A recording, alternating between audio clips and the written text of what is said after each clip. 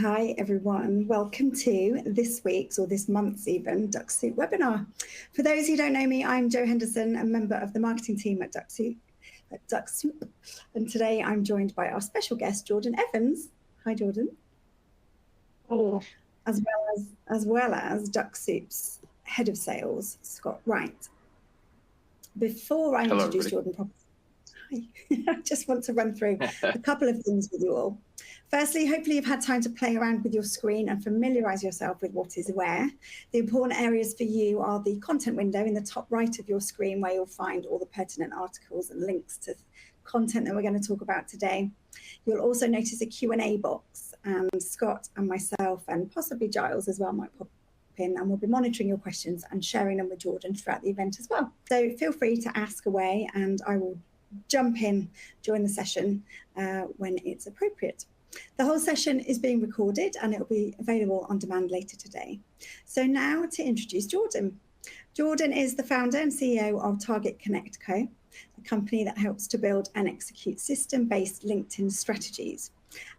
Jordan shared such a great success story with us that we asked him to join to share his LinkedIn automation model and pass on some of that wisdom that lies within his strategy to our users. So I will pinpoint in fact, I think in the related content, it might even be in the very top, then we have the success story that Jordan shared with us as a link, so we can have a look at that a bit later on. But for now, I'm going to hand over to Jordan and let him tell you all about it. Jordan, thank you. Okay, excellent. Well, really appreciate the introduction there, Jo, and Scott as well. I really appreciate you guys, as well as Dux-Soup for having me on here. So as Jo mentioned, a little bit of a introduction and background here. My name is Jordan. I'm CEO and founder of Target Connect Co. I've been working in, LinkedIn based selling for, probably 4 or 5 years at this point. So quite a while on LinkedIn, and throughout that whole 4 to 5 years, I've been using Dux-Soup primarily. It's been a great tool, a great asset to have. It's helped me make myself and also a lot of my clients, generate revenue as well. So happy to discuss it. Hop on here, and we'll be looking through what I like to call the 3-step LinkedIn success strategy. So this strategy focuses on 3 various phases, but what it really aims to do is help you guys have success using Dux-Soup through outreach, and really kind of builds up that foundation that your drip campaigns and your outreach is going to use to be successful. So we'll kind of hop right into it here. Agenda quickly. I'll give you guys a quick introduction of what those 3 steps are, what they look like. Then we'll go into LinkedIn profile, connection messages, utilizing content, and then we're going to kind of wrap everything up, bring it together at the end here. And then keep in mind, if you have any questions throughout the presentation, feel free to ask away. Jo will be on questions as well as Scott. So any questions, feel free to ask, and I'll do my best as well to answer them. So getting into things here, starting off, we are going to look at the problem. So this is kind of those main problems that I see a lot of people struggle with when looking to do LinkedIn automated outreach with Dux-Soup. So the first one being cold and impersonable. So messages feel automated, they're generic, and, really leading to low acceptance and reply rates. So right across the board, I know a lot of people struggle with this off the bat, but coming off cold and impersonable, poor positioning as well. So poor positioning on LinkedIn, whether that be with their company profile, their own profile, their brand, they just, they lack clarity on who you help, why it matters. It just makes you easy to ignore. So poor positioning. And then no trust built, right? So prospects don't know who you are. Your messages get skipped, archived, you sit in pending invitations, or you get deleted altogether. So you haven't been able to build that trust. And these are some of those main areas that I see, people kind of struggling with or running into early on, in their outreach. So what our goal today is to align your profile, your outreach, and your content to create a high converting LinkedIn presence. So we really want to focus on your LinkedIn presence, kind of aligning and almost meshing these 3 areas together to set yourself up for the best success. So I would say, your profile, your content, your connection requests, they all supplement each other in giving you that success and that connection acceptance rate to then kind of go on and actually get to your drip campaign. So these are the, I guess, areas that you can focus on to really help boost that connection to accept this rate from maybe it's 10, 15%, 20%, all the way up to, what I've seen on some of my campaigns, even getting over 50, 60% and higher. So this is the strategy that I implement to really get those high conversion rates using Dux-Soup and the drip campaigns on LinkedIn. So the first section here is going to be LinkedIn profile optimization. So we are going to want to make your profile sell for you. So those profile sections, these are kind of the core 5 that I focus on. I think they're the most important. There's some other sections, but these are by far the most important. So you have your intro section, so your profile picture, your banner, your headline, positions, that kind of stuff, custom buttons. So kind of that first initial block on your profile that everyone sees has your images on there. The second, see about. So it has that kind of written summary, explains, who you help, why you help them, etc. So that about section. Your featured section, really a great section, helps break up that profile, add a little bit of visual, kind of breaks up that static profile a bit, really important. Kind of like your highlight reel, right? You can show case studies, it can be a lead magnet, put other types of media on there, but you can get really creative with the section. I'll show you kind of a really cool tip that I use to really, bring some life into my LinkedIn profiles. Experience section, again, listing off your experience, who you've worked for, who you've helped. Another great credibility builder and something I think everyone should put a little bit more effort into.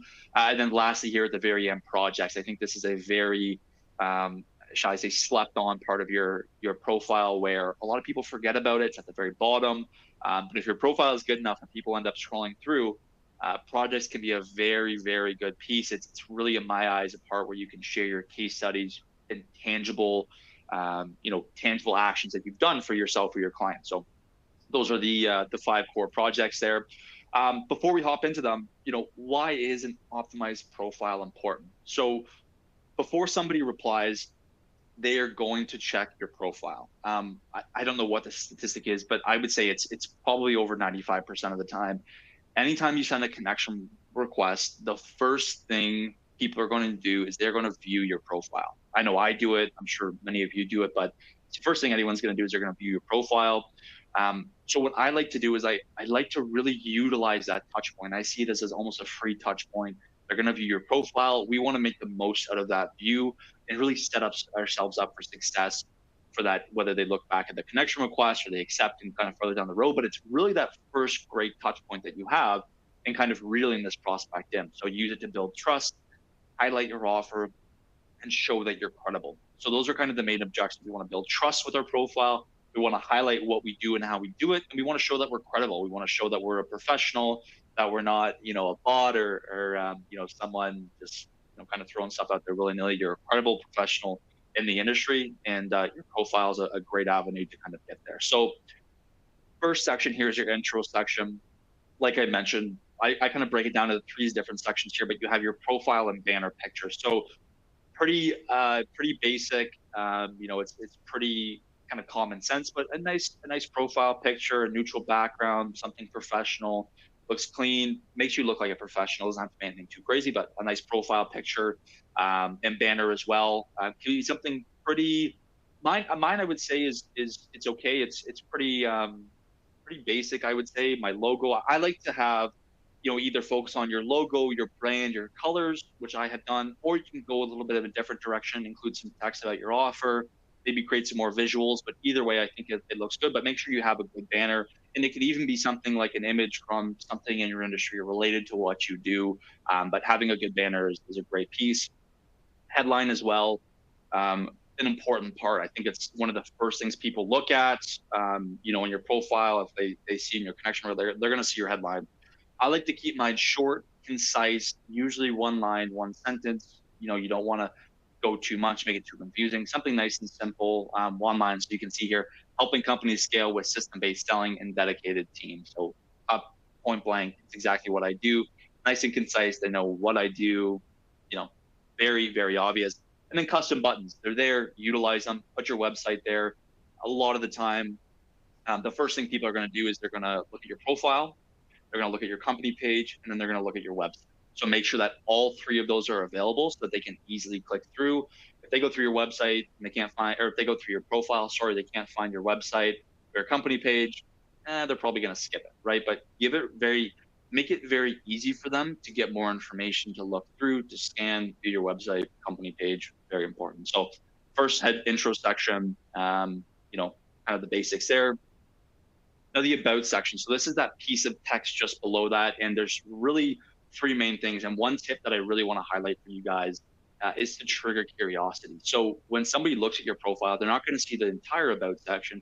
They're going to see that first 2, 3, or 4 lines that you have. So really try to trigger that curiosity. So in this example, if you look at that top image, you can see what I have there. Most teams think more automation or more messages will be their, will fix their outreach. It won't, and here's why. So it kind of triggers that curiosity, and it's going to make them hit that see more button and kind of drop down and get the rest of that information. So something that triggers curiosity, but really keep in mind that they're only going to see those first few lines. So try not to make anything where it might confuse them, but really keep that in mind. Maybe put it in, go back and see what it looks like for those top 3 lines, but try to trigger that curiosity. Below that, clarify the offer. What I try to focus on the most is that they can read the first line in my about section and they know exactly who I am and what I do. Don't try to, put too much, but just clarify the offer, clarify what you do. So for this example, I help companies build and execute system-based LinkedIn sales strategies using fully managed teams of fractional BDRs. So they know exactly what I do, how I do it, very cut and clean. They can scan through, which leads us directly to our third point here about our about section. Make it scannable. Nobody really wants to read, a book or a bunch of paragraphs or a novel on your about section. Try to avoid large paragraphs, big chunks of text. I like to focus on making it scannable, bullet points, main factors, something that you can read through in 30 seconds and you kind of get the gist of all the information, but make it easily digestible. Clarify your offer in the first line so they know exactly what you do, and then try to trigger that curiosity so that you can hit that see more button and see the rest. So the about section there, featured section. So this is an important section as well. And a lot of people, they might leave it blank, they might add some posts, but what I like to do is you can actually add different types of media to your featured section. And this can be case studies, it can be offer breakdowns, product demos, different types of media, but this really visually reinforces your value and builds instant credibility. And I love building up the feature section because it is, in my opinion, can be the make or break as far as making a profile look complete. It can turn a static, blank, kind of motionless profile into something that has some movement, there's some video. It's a phenomenal section. A little tip for you guys, when it comes to media, you can't just add posts, but what you can also do, and what you can see here is I'll take maybe a little clip of something. I'll actually take it to a website or a platform like Jiffy. I'll turn it into like a 10 to 15 second GIF that keeps on repeating. I can then take that link, add it to my featured section. You'll see the drop down there. You can add it, and you can actually add media and content that is not a post. You can add it via links, super easy to do. I really highly recommend doing something like this, but it really adds some motion to your profile. And you can see what I've done here is I've actually kind of added some more value in this as well. So why use LinkedIn for lead gen? Qualified professionals, targeted outreach, higher conversion rates. So I've kind of put those bullet points in there. And you can do a number of different things, why use LinkedIn for lead gen, what not to do on LinkedIn, right? It really provides that value, kind of shows what you do. But one thing I would recommend is make sure that it all fits on this block. If you add too much text, it'll go ... You won't be able to see any of it. It'll look a little bit strange. So really save it, look on your profile and make sure it looks good. But I usually like to have 3 of these featured sections. It makes a profile look really good, nice and even, but a really good point to add here on the featured section. Really utilize it, add some media, be creative with it. But yeah, a featured section here. Fourth section here, fourth core area is the experience section.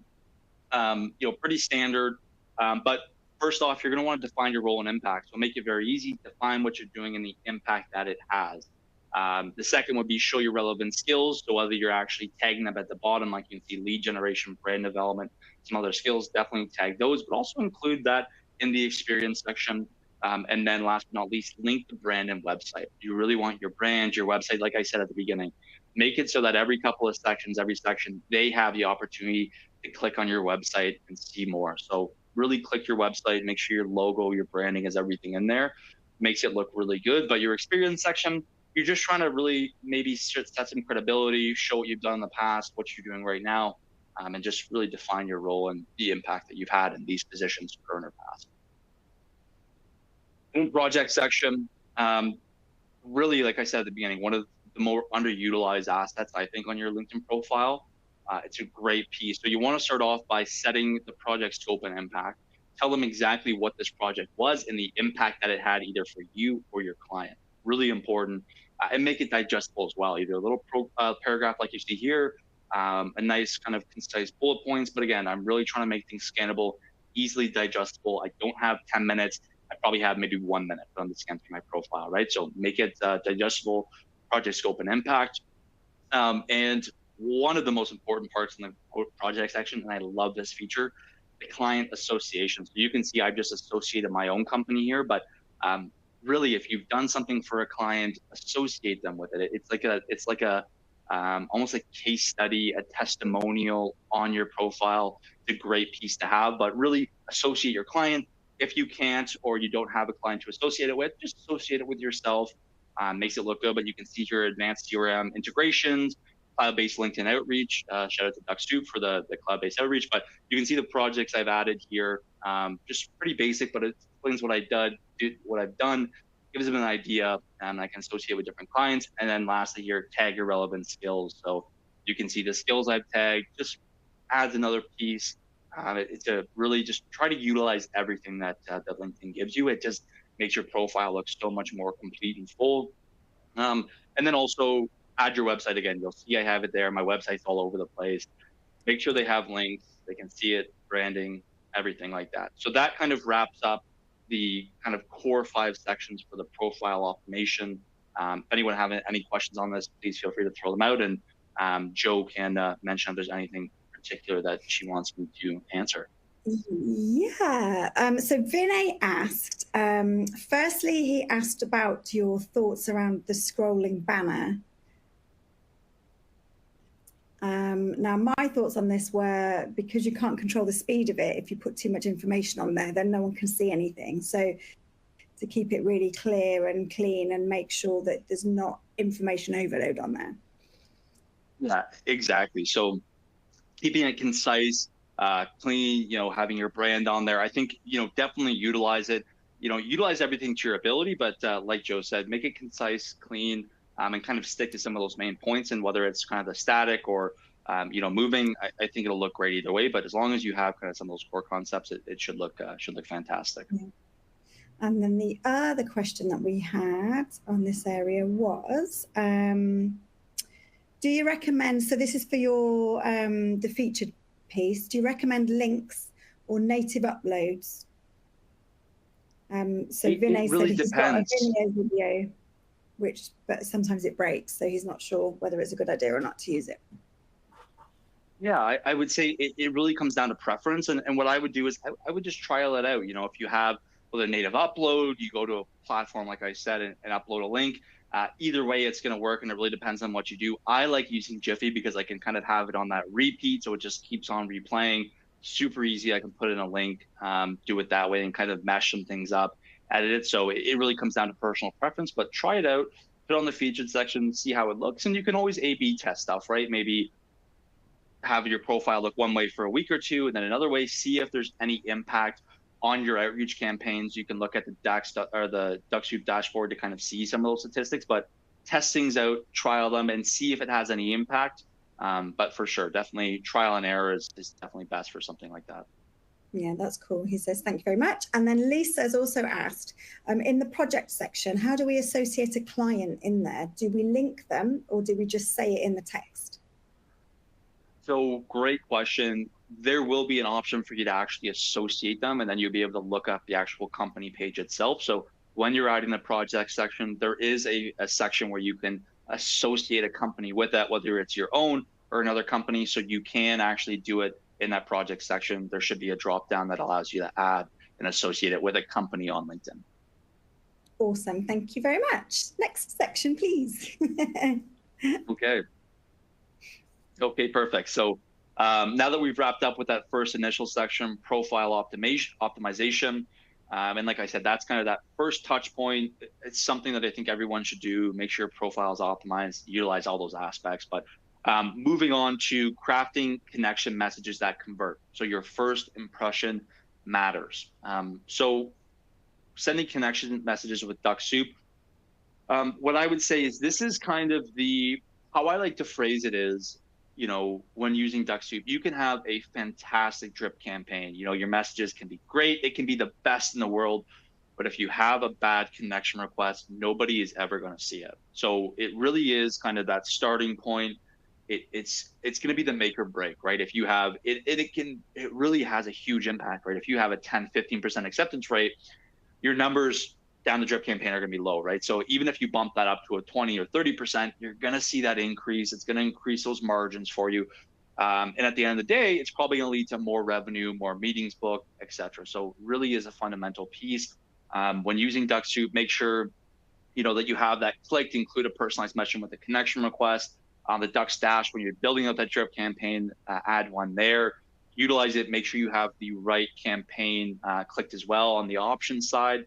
I'm sure you guys already know how to do all that, but really make sure everything's set up on the back end. But sending connection requests, I would say, is a fundamental piece. And the profile optimization and the next piece we're getting into, content, is really supplementing and trying to warm up those prospects and set yourself up for success with the connection request. So it's all based around the connection request and giving yourself the best odds at getting past that, getting your accepted, and then moving on to the drip campaign follow-ups and kind of farther down the road, which we won't speak about today. Maybe another time. I know there's lots of other resources out there, but we'll just touch with these three sections today. Starting off here, we're going to focus on what not to do, and this is the connection request. I think is probably the biggest bottleneck I see, and I'm sure Joe and Scott, you guys see this a lot when using Dux-Soup, or you probably have people sending messages for support, but the connection message is very important, and a lot of people get it wrong. And hopefully I can show you how to get it right today. It does take trial and error. Like I said, test everything out, A/B test, but here's a good foundation of what not to do and then what to do. So what not to do, and what I see is poorly written connection messages. They feel impersonable, pushy, and overly scripted, killing interest before the conversation even begins. So what that looks like is it's too formal or robotic. So avoid stiff, templated languages that reads like a cold email. People can spot automation instantly. The people you're reaching out to are smart. Chances are they might have had people reach out to them before, but try to avoid, and this is the main thing I see, keep in mind, this is not cold email. This is not email. You don't have to, hey, thanks, yada, yada, yada. Really, what I like to focus on for formatting is keep it personable, but keep it kind of non-formal. Obviously professional, but non-formal. Act like you are sending a text to a peer or a colleague, right? You don't need to break down the email structure and paragraphs and all that. Send it like a text, like it is, like you'd be on your phone, but not too formal, not too robotic. Leading with a pitch. What not to do, do not lead with a pitch. I cannot stress this enough. It sounds kind of counterintuitive, but trust me, if you lead with a pitch, your conversion rates are going to be low. There's going to be some people that come through, but a lot of people are they don't want to deal with it. They don't want to deal with some like you see here. Do not open with your offer or ask for a meeting right away. It feels transactional and turns people off. I think that's the main thing, is transactional. You're transactional. You're asking for something. People guard their calendars and their availability, crazy. So it's going to be very difficult to kind of get in the door that way. You can, but then you're just kind of playing a volume and numbers game. It's not very efficient, not effective. Don't lead with the pitch. I'll show you what to lead with here in a minute. And over-explaining or overloading, again, kind of comes off with that too formal, the email style, but don't try to cram your value prop, background, CTA, your life story all into one message. It overwhelms and discourages a reply. So you can kind of see the strategy I'm going with here. Make it quick, scannable, easy to read, low barrier is what we're looking for. We don't want to make them have to read something for a minute and then have to put some big reply together. Make it easy for them to respond. Really make it easy for them. That's what I can't stress that enough. And here's an example here. So you have your connection request right out of the Dux-Soup dashboard here. You're putting it together.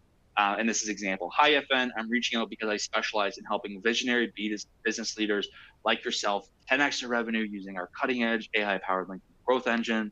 Let's hop on a quick call so I can walk you through our proven 7-step framework that's helped generate millions. So right off the bat, why it fails, the overhyped language, 10x, visionary, dominant, millions of dollars. Sounds like an automated pitch. People can see it a mile away. No personalization. There's nothing to it. It's really copy and pasted. It's regurgitated. Nobody wants to answer or engage with something like that. Sales pitch on first touch, right? You're going for the meeting. You're giving your pitch. It doesn't help you build any trust. And, asking for a meeting before any trust or interest is really setting yourself up for success or for failure. Sorry, not success. You have no trust. There's no interest. You're kind of shooting from the hip here, hoping something lands. And then it just comes off pushy, inauthentic. I wouldn't answer something like this. You probably wouldn't either. Why would you prospect? So really try to avoid something like this. You have 300, I believe it's characters or words, 300 characters. Try to use it like minimum half that. Don't use all of them. I'm really happy LinkedIn and Dux-Soup has this because people I'm sure would send emails, but keep it concise. Rule of thumb, don't even go anywhere close to 300. Now, what to do? So effective connection messages are casual, curiosity-driven, and designed to open the door, not close the deal. I cannot stress this enough. This might be one of the most important parts of this presentation. Your connection message, when you're sending up a Dux-Soup drip campaign, I know your goal is to book a meeting, close a deal, whatever, but you have to think about it in phases. And that initial phase, you're opening the door, you're giving a little bit of an introduction, you're trying to start that conversation. You are not going for the kill, you're not going for the close, you're not going for the book meeting. You will have a really hard time doing this. Again, some might slip through the cracks, but it's going to be really ineffective. You're going to have to play a numbers game. You're going to damage brand, trust, all that kind of stuff. So you're opening the door, you're not closing the deal, and make it easy to pivot into your offer later. So conversational and informal. So write like you speak, right? Skip the sales jargon and keep it friendly and approachable to lower resistance. So we want to focus on lower resistance, approachable, friendly. Keep it personal. Like I said, like you're messaging a peer, a coworker, send them a quick text. Obviously keep it professional, appropriate, but keep it conversational and formal.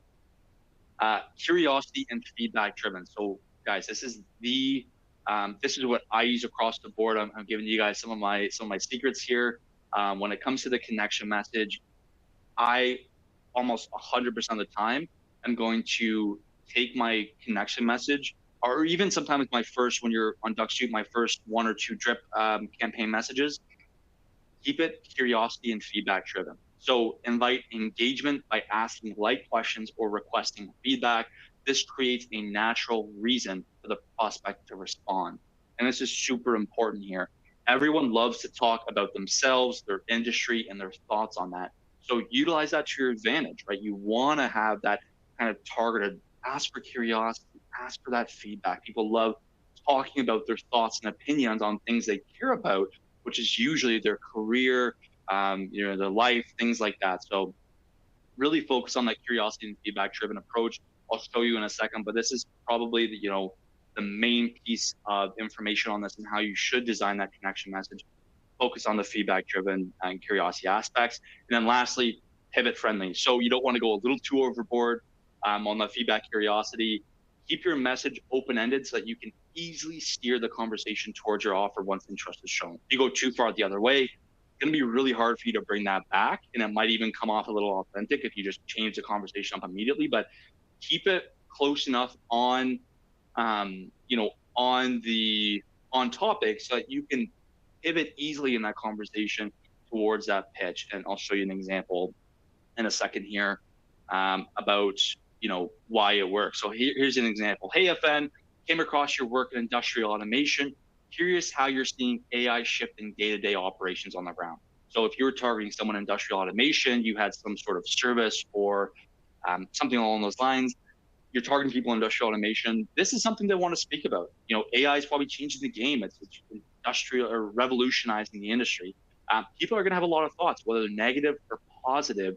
You want to bring those out. So why it works, it's a conversational tone. Yeah, I came across your profile, yada, yada, or you're working this and that, curious how you're seeing, yada, yada. But see how it's one sentence, very clean cut. I'm not doing anything. I'm just saying, hey, came across your profile, conversational tone, like a human, not a sales rep.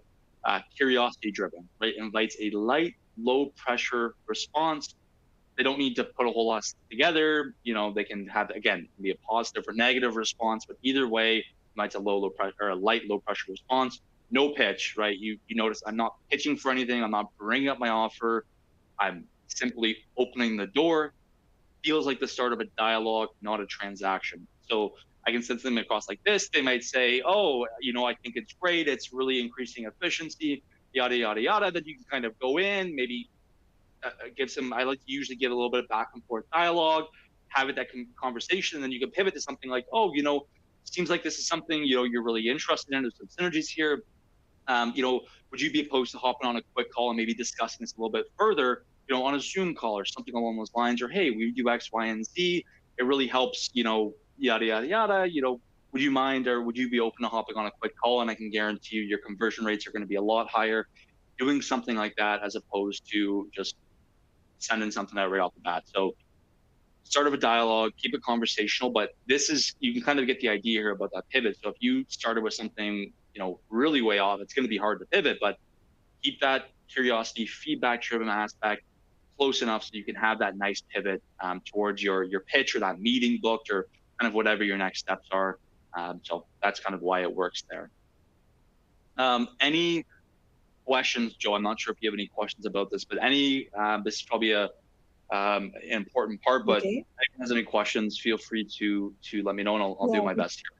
Do have a couple. So Ryan said, is there a school of thought around whether to include a response or a content, in your connection message, and whether to actually leave it blank?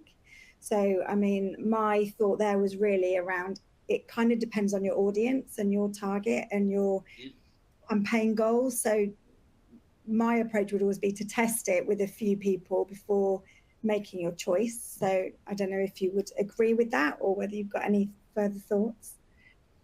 Yeah, exactly. So, I'll be honest, I've done a lot of different campaigns over a lot of different industries, and it is industry or prospect specific. I'd say a lot of the time it's good to have a connection request, but regardless, I would always A/B test it, try things out, right?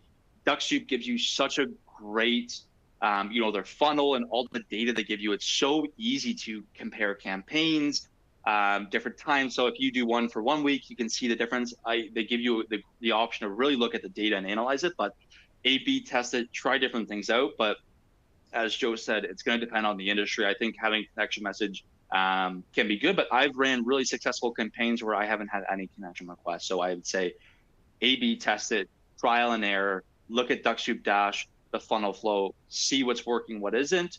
And then, if something's working better than the other, then stick with it. So fabulous, thank you.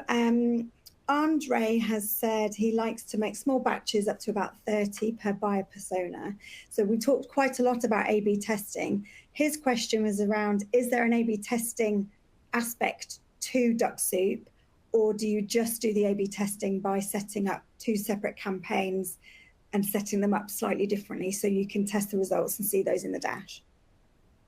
Yeah, maybe if Scott's still here, maybe he has some thoughts on that as well. But for my opinion, I really like I get everything I need on the Dux Dash where the funnel flow, I can see all that information. So I'll run two funnels and I might say industrial automation, no connection, industrial automation, connection. I'll run one I usually like to give it 2 weeks, one for 2 weeks and the other one for 2 weeks. And then I can kind of separate them, get the funnel flow, see what's working, what isn't, and then do it that way. So they really do, I'm not sure if there's a direct feature, but with the funnel flow and the data they give you, it's really easy to have two different campaigns and then actually kind of see what's working and what isn't based off that. So that's what I personally do for myself. Yeah, it works great as well. Hi, Giles. Hey, Jordan, it's Giles here. Nice to see you again. Jumped on a little bit later. Yeah, absolutely, completely agree with what you say there about the A/B testing. Now, we did a webinar some time ago about A/B testing, and we've got a great blog post about that as well. yeah, you need to, the more data you have, the stronger your argument, of course. What I do see is very much a case that it depends upon the strength of your profile. And that comes back to the first part of your presentation here. The stronger your profile, the less important your connection request message is. That's what we're seeing at the moment. And it very much depends upon your audience, your target audience, and the industry as well. Cool. Thank you both. What else? We had another question. Michael said, this is my current message. Don't get stuck in the old days of PCBs, whatever that is. Let's face it, traditional PCBs are starting to feel like rotary phones. Still work, but there's a better way to do it. I'd love to connect. So he's gone for very much the write it as I say it approach. I like that, Michael. Nice one. Yeah. Lisa has asked, can you have 2 different campaigns in Dux running at the same time, or do you do them sequentially? Yes, Lisa, you can have them. You can have multiple running at the same time. We've got some good articles on that. I'll fish them out whilst Jordan goes through the next section. And Ed's asked for some other examples. Again, Ed, I'll find a couple more and send them over to you. Thanks, Jordan. Okay, perfect. If anything does come up about previously, again, there'll be more questions at the end. So if you come up with anything, you think of anything, we can always ask them at the end, and I'd be happy to answer any questions at the end there about the previous sections. But moving on to kind of the final section here, is utilizing content on LinkedIn. Like I said, it is a supplemental aspect to your Dux-Soup campaign along with your profile. Those 2 areas, along with your connection message, really work together in making everything easier, increasing your conversion rates, your acceptance rates, and it's just basically supplementing everything off the start to set yourself up for the most success there. So staying top of mind and building trust. This is a word I love. I guess it's more of a phrase, but staying top of mind is so important in sales. You know, having those touch points across the board. I don't know what the number is, probably like between 10 and 20, something like that. But the amount of touch points you need are very important to close a deal, and content and everything else I've showed you here is one of those touch points and helps you kind of get closer to that. So right off the bat, looking at it, how content supports your outbound efforts. So right here, I've taken a lovely piece of content from Dux-Soup as an example here, but what it does and how it supports your outbound efforts as it validates your expertise. So this is an option for you to show your expertise in that industry, in that niche, right? Show them that you're a professional, you know what you're talking about in those areas that you focus on specifically. Again, try to avoid anything too salesy, too pitchy. Throw a call to action in there, but just validate your experience, provide your network with value, and they will kind of reciprocate that as well. They know, hey, this guy's providing some good value. I can use that. Maybe I'll send them a quest and see if there's potential for us to work together. So provide value, validate your experience with content, create passive touch points. I think this is one of the most important pieces, along with warms up cold prospects in a second. But create passive touch points. So those likes, those comments, those impressions, everything are touch points that are going to work in your favor towards that end goal, which is booking that meeting and eventually closing that deal. The more touch points you have, the more times they've seen what you do, they've seen your content, they've seen your name, all those things, I guarantee you, the greater the likelihood of them wanting to get on the call with you because you've built that trust and they kind of feel like they know who you are. So create those passive touch points. And then it warms up cold prospects. So this is kind of the main, in my mind, the main feature of content, and why I use it on LinkedIn is because it warms up cold prospects. You say you have a connection, a Dux-Soup campaign, and you send your connection request, maybe in that time before they see it, or while they're looking at it, they might see your content pop up, right? So there's a touch point there. They accept it, and maybe you have a day or 2 or 3 days before your first message on the drip campaign.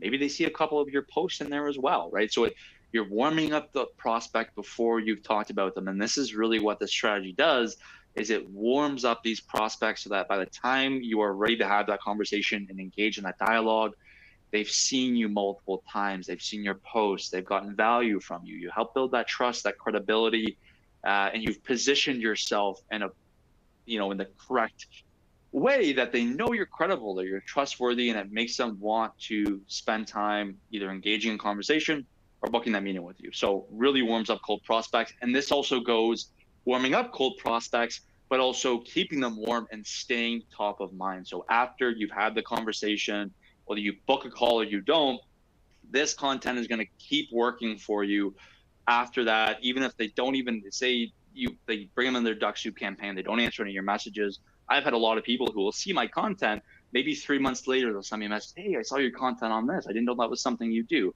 Do you want to hop on a quick call? Something along those lines. But it's really important, like I said, it supplements the work that you're doing with Dux-Soup and just helps set you up for success. So warms up cold prospects, but also helps you stay top of mind throughout that drip campaign process, even after it, and then also before it. So really, really important there. What makes good content on LinkedIn? Again, I'm no marketing expert, but I have a good grip on LinkedIn and really what works, and it comes from an authentic voice. So share insights in your own words and tone. There's a lot, and I know a lot of you guys are on LinkedIn, you see what's going on. There's a lot of ChatGPT, AI stuff on there. It is super easy to spot. It does take a little bit more time, but try to share your insights in your own words and your tone. People can spot it, right? So people connect more with realness than polished perfection, which is what you're seeing a lot on LinkedIn right now. Consistent relevance. So focus on topics your audience actually cares about. Position yourself around problems that they're already thinking about. So people that you're bringing into your industry, like let's go back to the other example. If you're in industrial automation, your profile, your network should be full of people in that industry, industrial automation or whatever, so forth. So keep that content relevant, something they're going to want to see, they're going to want to respond to. If you have content that is kind of has nothing to do with what they're interested in, your engagement's going to be super low. Show up regularly. So posting consistently, even just 1 or 2 times a week, keeps you visible and builds familiarity over time. When I can guarantee you the LinkedIn algorithm is going to reward consistency in the amount that you post. The more you post, the more consistent you post, the more your viewers are going to see that and the individual in your network. And what I've saw is you're going to have that ripple effect where you can actually start getting into those second and third degree connections with your content, bringing more people into your network and allowing you to do more outreach. And there's a number of different ways you can use Dux-Soup to do automated outreach on lights, on different lists, but there's a number of different ways. I'm sure there's some assets on that as well, but a lot of different ways you can add people to a Dux-Soup drip campaign and enroll them into your prospecting there. And lastly here, start conversations, right? Don't just post and forget it. Good content invites responses. Ask questions, share opinions, and post things people naturally want to weigh in, whether it's positive or negative. Obviously keep it appropriate, keep it professional, but responses are good responses, and respond to them in comments, right? Have those conversations with them. If somebody likes it, maybe send them a message, hey, I saw you liked, right? And you can even run automations on stuff like that, the people that like, or I'm not going to get too deep into it, but there's some really cool ways, and Dux-Soup really gives you the ability to really explore different areas and really make the most out of everything on LinkedIn. So I really highly recommend you looking into some of those different areas for sure. So starting conversations. Lastly here, bringing it all together. So a strategic alignment turns cold outreach into warm leads. So this is kind of what the goal of this presentation is going to be, is turning cold outreach into warm leads and warm outreach. I like to say, I kind of, maybe it's not warm, but it's kind of like a lukewarm outreach. They know who you are, they've seen your stuff. So we're really just trying to warm the prospect with these 3 steps as much as possible before that first message in the Dux-Soup drip campaign is sent. That's the goal with these 3, supplementing the Dux-Soup drip campaign that is ultimately going to either get their engagement or start that conversation and get to that end goal. So bringing it all together here. The 3-step system. So your profile builds trust and warms prospects, establishes credibility before the conversation even starts, gets you that touch point, builds that credibility, shows you who they are, who you are, what you do, builds that professionalism. And like Giles said, it makes it easier for them to accept your connection request and puts less pressure on your connection message and request itself. So your connection message opens the door, right? You're opening the door you're not closing the deal, you're not booking the appointment, you are opening the door for engagement. So create curiosity and start real low pressure conversations. Again, I cannot stress this enough. We're opening the door, not closing the deal. And then this third part here, content keeps you top of mind. Really, that top of mind, maybe I say it too much, but staying top of mind is really important, especially in sales. I come from a sales background, and that is by far the most important. Staying top of mind. Don't let them forget about you. You know, if they forget about you, they're not gonna want to work with you. Stay top of mind. Keep yourself, in front of them on their For You page, etc. Stay visible and relevant while building passive trust. It's just really good point for content there. And then that strategy in action. So kind of wrapping everything up together here. We have those 3 stages: your profile, the connection request, and the last one there, content. Bring it all together. What does that strategy look like in action? Kind of here's a timeline. So connection message is sent. You've enrolled them in your Dux-Soup campaign. Connection message has been sent. So prospect reads your connection message and immediately views your profile. Sometimes they view it before they even read your connection message, but first thing they're going to do, view your connection, your profile. So now they view your profile. It looks good. It looks professional. It builds a bit of trust. They see what you do. It's relevant to their industry. And your connection message is, again, low effort, inviting, communicative. There's a good chance you're going to accept that. So now that they've accepted based on your great connection message and your optimized, beautiful profile, you've now connected with them. The prospect enters your network and begins seeing your content. So like I said, before that first drip message is sent, maybe they're seeing a couple pieces of content, getting some value from you, seeing, why it makes sense for them to work with you and all that kind of stuff. So they're in your network now, you have them, now you can keep pushing content and marketing in front of them. Your first message is sent in that campaign. So they receive your first drip campaign message. They already know who you are and what you do, whether it be from the content, your profile for sure, but all those things, they already know who you are and what you do. Makes it so much easier to engage in that conversation. Nextly here, that conversation. So you are engaging with them on a relevant topic and you're able to pivot towards your relevant offers. Like I said, you've engaged in back and forth dialogue.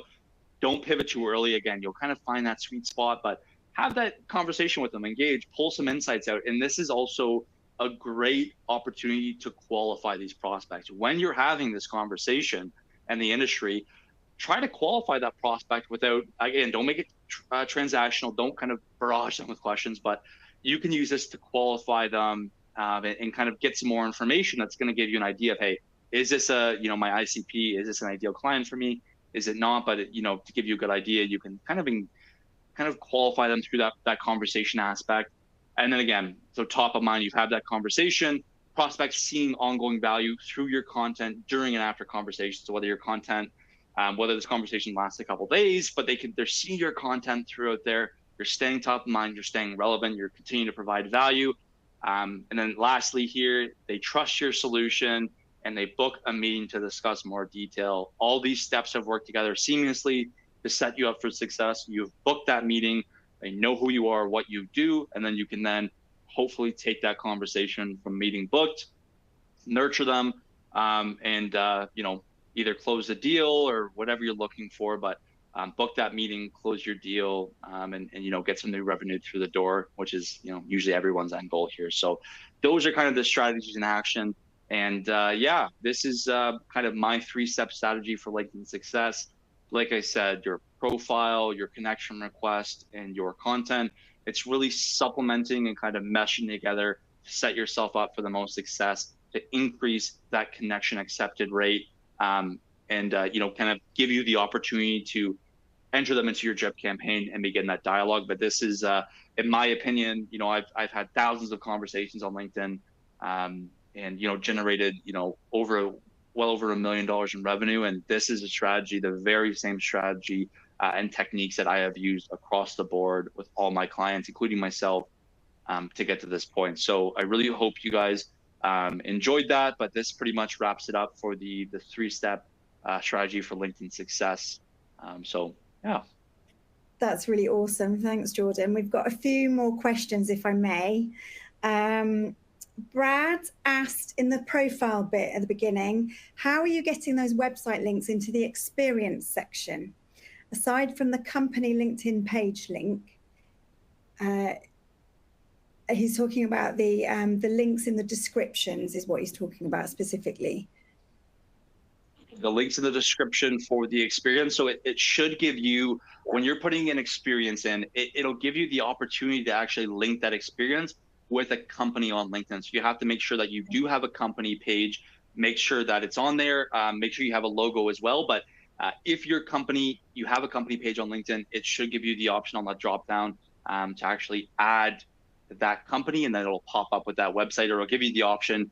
You'll paste your website URL in there, and that'll give you the ability to have that website on there. But you just kind of, it'll give you the option to add that website as long as your company is on LinkedIn. Awesome. Thank you very much.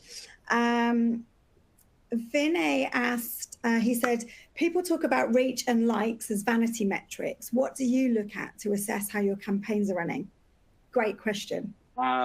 Yeah, really great question. Comments and likes, I think, are great. It's great engagement across the board. And what I really think when I get in comments and likes is, okay, I have the right network of people and I'm showing them the right information and industry specific information, which is leading to that engagement. I've had a lot of clients that I've worked with who have had very small accounts, but their accounts are so specific and those networks are so on brand with the industry they're working with, and the content is tailored towards that their engagement's through the roof, way better than some of like people with 20,000. So it really, for me, it highlights that my network is in the right industry and my content is focused towards that industry. But when it comes to success for me and my, what I would say, what I look for success and what I see as a successful campaign would be two aspects. It's going to be the first one, which is the connection accepted. So in those kind of lead, it would show me that I'm doing those 3 steps very successful. And then the second one would be the responses. So people are actually responding to the drip campaign. Those are kind of the 2 main metrics that I look at. So I would say content is great, gives you a good idea of making sure your network's on brand, your content is targeting the people within your network. But for me, success is your acceptance, connection accepted, and the responses that you're getting within that drip campaign are usually what I see as very good metrics, as opposed to, how successful you're going to be, and usually dictates the qualified meetings you're going to book, etc. Yeah, awesome. What else do we have? Oh, I'm loving the thumbs up, guys, that we're getting, and the hearts and stuff. Keep them coming. Chris has asked, regarding the content that you post, is it just usual LinkedIn posting, or is there a different place to put archive links, PDFs, PowerPoints, that kind of thing? Great question. So I would say something you can do is you can have stuff in your profile section as well. In the actual project area, you can put stuff down there. It's a great piece to add down there. I would say, your featured section as well, another great piece to add different types of content, stuff like that. Now, when it comes to the actual post itself, you kind of, I don't know if I hope I'm answering this question correctly here, but for posting, I'd say what I like to focus on is just having, some type of media, keep it visual, keep it moving, provide value, stuff like that. But there's various points in your profile where you can link external sources, your project section, your featured section, even your about section as well, or on those custom buttons as well on the top of the profile, you can include links to your website or other different areas there. So I hope I answered that correctly. You can let me know if there's any clarification you'd like on that. Okay, awesome, thank you. Vinay has said, this is the first Dux-Soup webinar I've ever joined. What have I been missing? This has been super useful. So thanks, Jordan. It's always nice to get a little round of applause during the session. James has said, what's the successful percentage rate for connections and responses? So great question. Again, it's going to vary. I like to say, I think average is maybe around that 20%. But to be honest, what I've been able to achieve at Target Connect Co.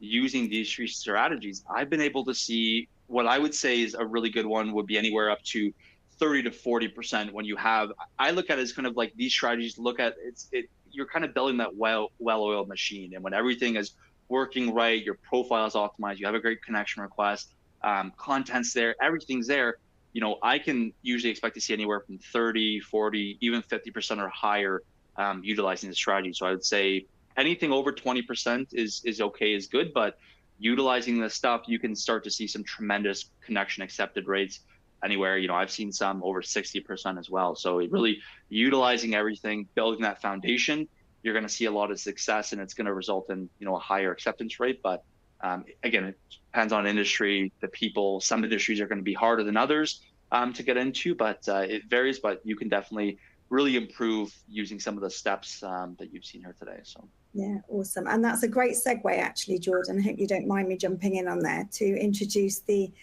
next webinar that we have.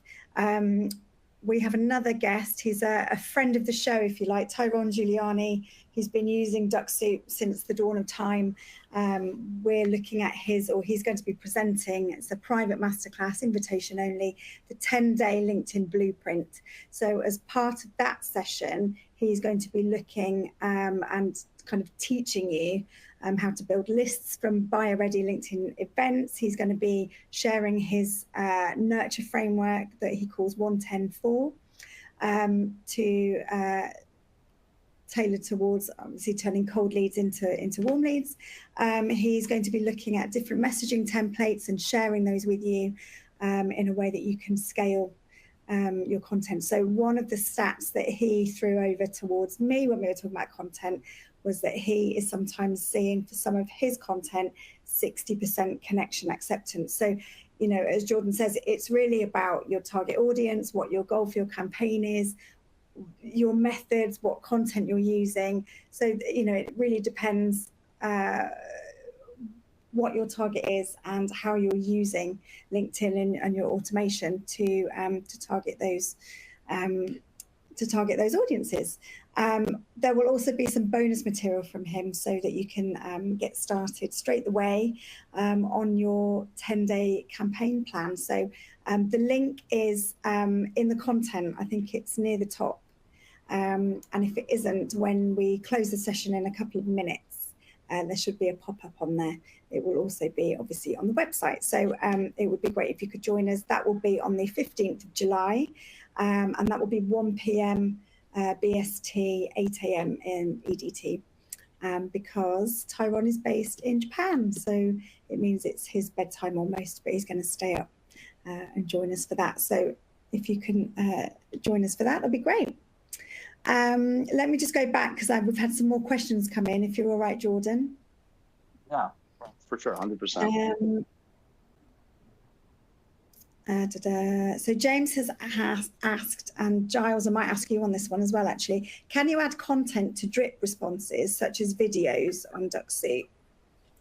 You can't add attachments, but you can put in URLs. So we see a lot of users using URLs on different platforms to shorten those URLs, for example. So as long as you can host your content somewhere, put a URL there. Yeah, absolutely. Yeah, that's the way to do that. Awesome. We added that one, and Andre said, looking forward to the next webinar. I love automation. Thanks, Andre. We'll see you in a month then. And here endeth all of the questions, which is bang on time. That we've got a minute before we hit the o'clock button. So that's awesome. Are there any questions, any more insights from you, Jordan, that you'd like to share before we say our thank yous and bid you farewell? Yeah, I would say, again, I just really want to appreciate Joe, Giles, Scott, everyone at the Dux-Soup team for bringing me on and giving me the time to speak today. So it's great. I really love the team you guys got going on, using you guys for many of years, and it never let me down. So really love Dux-Soup. I'd highly recommend it to anyone. Give it a try, and hopefully the 3 steps that I've given today, give you guys a good idea, a good foundation to really help increase that connection acceptance rate. Get yourself out there, start engaging with prospects, and setting yourself up for success. So yeah, appreciate everything the Dux-Soup team has done. I highly recommend it, and I really hope I was able to provide some value and maybe improve some people's Dux-Soup outreach. So all the best to everyone, and appreciate it. So. And just to add to that then, a few people have been asking about where they can find you on LinkedIn. If you go into the speaker bio, it's a little icon, a little person icon on the green tab at the bottom of the navigation bar. Then you'll be able to get all of our contact details from there. And if you click on the paperclip, there's lots of other content in there that we've shared with you, one of which is how to build a scalable lead gen engine and close more than 1 million revenue. And that is the success story, very specifically from Jordan there. So you can go and read a little bit more about Jordan's escapades and his forays with Dux-Soup. We've also got a few other links into some articles that might be helpful, like the staying safe on LinkedIn and stuff like that, which is always quite useful. Now, for those of you who are still on here, our support pages are info@dux-soup.com. So if you would like some additional support, you can get to chat to Giles or Scott and get an hour demo. I think we're looking at changing some of those features, aren't we, Giles? But I don't think we've done it yet, but shout up if we have. Yeah, we're just updating that right now. So yeah, there's going to be a few other options there to book shorter or longer sessions if you need to as well. So yeah. Awesome, that's fabulous. And for those of you who have loved today, and it would appear that it's all of you, please go into what we're doing now, Trustpilot, I think, as I've got the link again in the content. Please go in and leave us a lovely review, and we'll send you a cap, because they're ace and they're limited edition. And, you know, why not?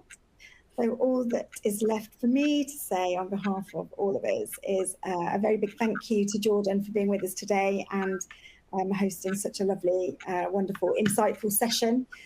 Thanks to Giles or thanks for Scott for turning into Giles partway through.